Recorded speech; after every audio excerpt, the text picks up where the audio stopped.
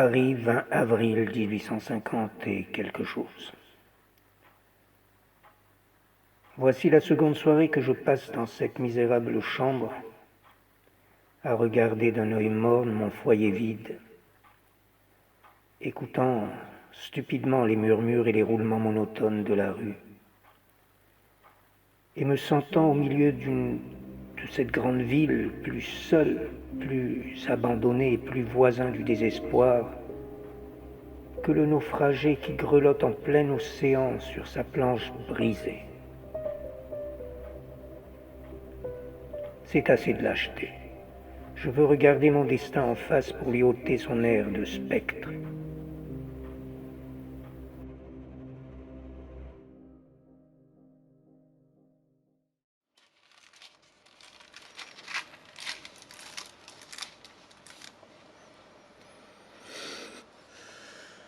Les sentiments de ma mère à l'égard de mon père me semblaient d'une nature indéfinissable.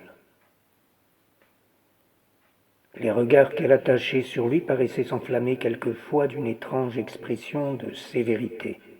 Mais ce n'était qu'un éclair, et l'instant d'après, ses beaux yeux humides et son visage inaltéré ne lui témoignaient plus qu'un dévouement attendri et une soumission passionnée. Ma mère avait été mariée à 15 ans, et je touchais à ma 22e année quand ma sœur, ma pauvre Hélène, vint au monde. Un jour du mois de septembre 1850 et quelque chose, des cours dans lesquels mon père avait engagé plusieurs chevaux devaient avoir lieu sur un emplacement situé à quelque distance du château. Nous étions partis de grand matin, mon père et moi, et nous avions déjeuné sur le théâtre de la course. Vers le milieu de la journée, comme je galopais sur la lisière de l'hippodrome pour suivre de plus près les péripéties de la lutte, je fus rejoint tout à coup par un de nos domestiques qui me cherchait, me dit-il, depuis plus d'une demi-heure. Il ajouta que mon père était déjà retourné au château, où ma mère l'avait fait appeler, et je partis comme un fou. Je n'apercevais pourtant dans la maison aucune animation extraordinaire, aucun signe de désordre ou d'alarme.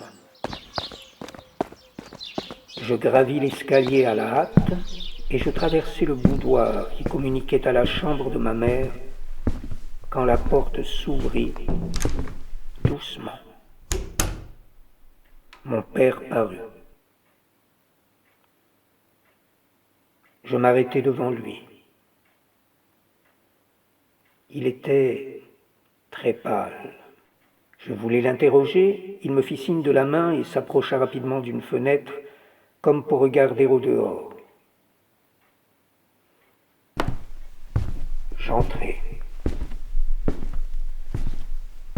Ma mère était à demi couchée dans son fauteuil hors duquel l'un de ses bras pendait comme inerte.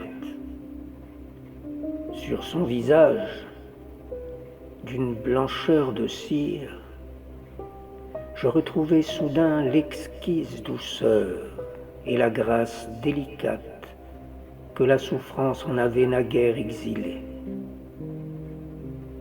Déjà, l'ange de l'éternel repos étendait visiblement son aile sur ce front apaisé.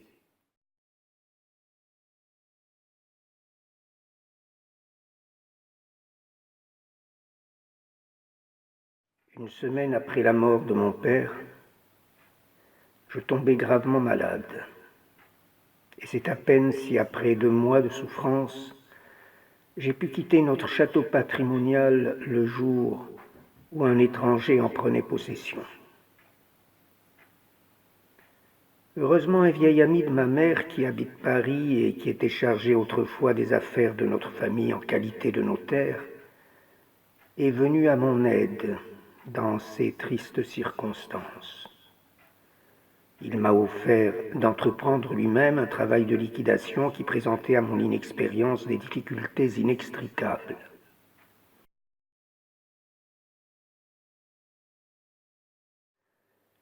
Je l'y retrouve tel que je l'ai revu aujourd'hui.